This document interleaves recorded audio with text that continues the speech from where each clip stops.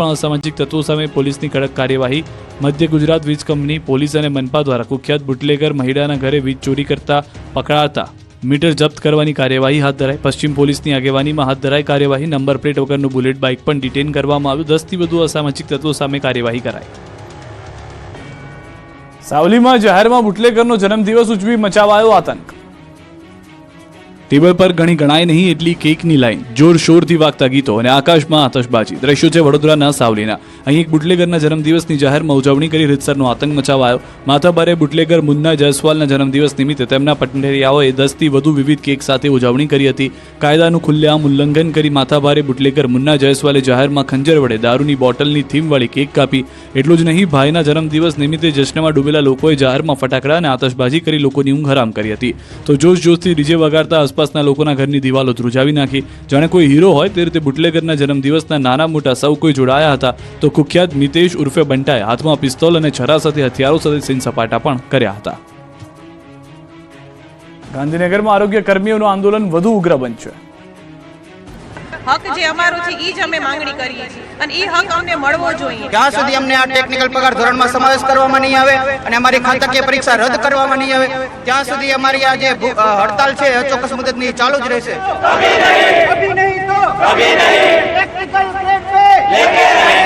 ગાંધીનગર ખાતે છેલ્લા 8 દિવસથી રાજ્યના આરોગ્ય કર્મચારીઓ અચોક્કસ મુદતની હડતાલ પર છે। આરોગ્ય કર્મચારીઓની મુખ્ય બે માંગ ટેકનિકલ પગાર ધોરણમાં સમાવેશ અને ખાતાકીય પરીક્ષા રદ કરવાને લઈને હડતાલ પર ઉતર્યા છે।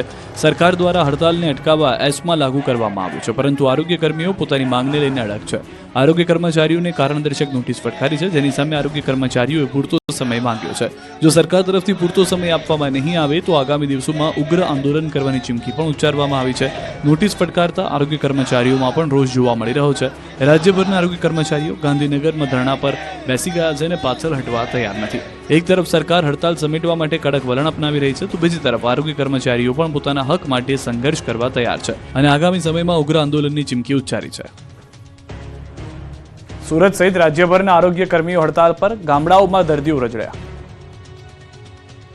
આરોગ્ય કર્મચારીઓની હડતાલને 8 દિવસ થઈ ગયા છે, છતાં હડતાલ હજુ સુધી યથાવત જોવા મળી રહી છે। ત્યારે હવે આગામી સમયની રણનીતિ નક્કી કરવા કામરેજના ગેલ અંબે મંદિર પરિસર ખાતે મીટિંગ યોજાઈ હતી। મહત્વનું છે કે સુરત જિલ્લા પંચાયત આરોગ્ય કર્મચારી મંડળ તેમની બે મુખ્ય માંગણી, જેમાં ટેકનિકલ પગાર ધોરણ અને ખાતાકીય પરીક્ષા મુક્તિના મુદ્દે અચોક્કસ મુદતની હડતાલ પર ઉતર્યા છે અને સરકાર તરફથી કોઈ પ્રતિક્રિયા નથી મળી અને તેમને કારણદર્શક નોટિસ આપી છે, જે બાબતે સમગ્ર જિલ્લાના કર્મચારીઓએ કામરેજના ગેલ અંબે મંદિર ખાતે મીટિંગનું આયોજન કર્યું છે।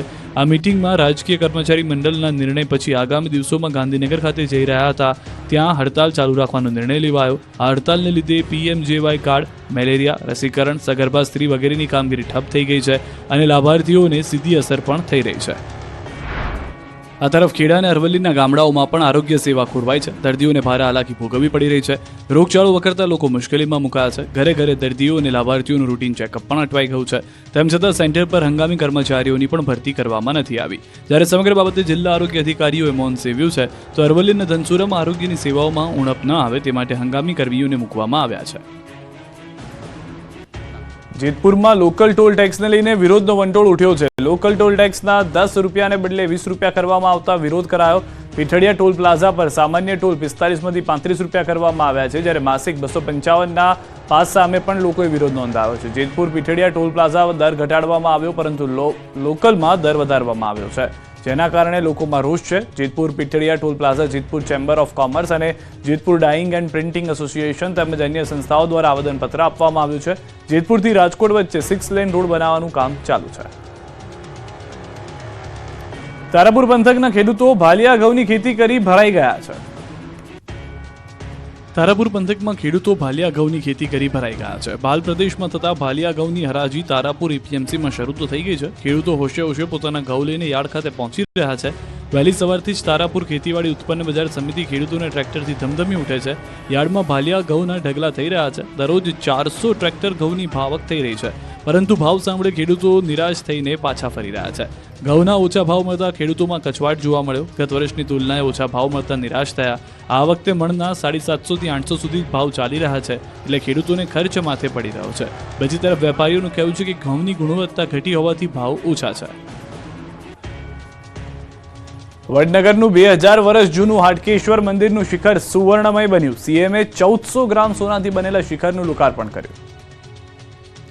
વડનગરનું 2000 વર્ષ જૂનું હાટકેશ્વર મંદિરનું શિખર સુવર્ણમય બન્યું. સીએમએ 1400 ગ્રામ સોનાથી બનેલા શિખરનું લોકાર્પણ કર્યું.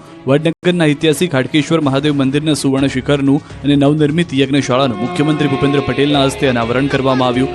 દાતાઓને મંદિર ટ્રસ્ટના સહયોગથી 1400 ગ્રામ સોનાનું શિખર તૈયાર કરવામાં આવ્યું.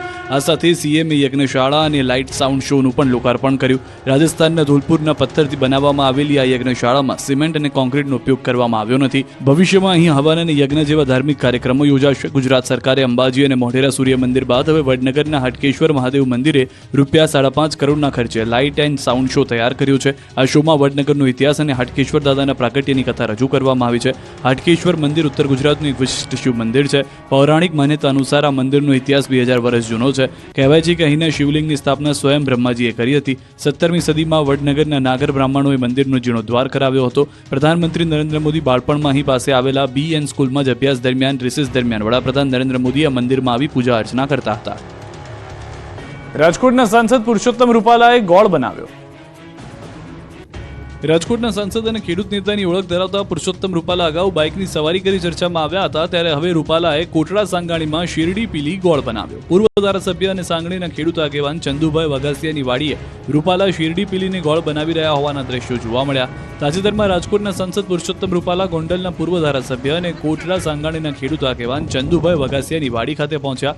તેમની સાથે ભાજપના ગ્રામ્ય વિસ્તારના અગ્રણીઓ પણ હાજર રહ્યા. આ દરમિયાન રાજકોટના સાંસદ પુરુષોત્તમ રૂપાલાએ શેરડી પીલીને ગોળ બનાવવા માટે હાથ અજમાવ્યો હતો. તેઓએ પહેલા મશીનમાં શેરડી નાખીને પીલી હતી અને ભઠ્ઠીમાં ગોળ બનાવવાની પ્રક્રિયામાં પણ તેઓ જોડાયા હતા. ટીબીના દર્દીઓને શોધવા આરોગ્ય વિભાગે ભુવાઓને ધૂણાવ્યા.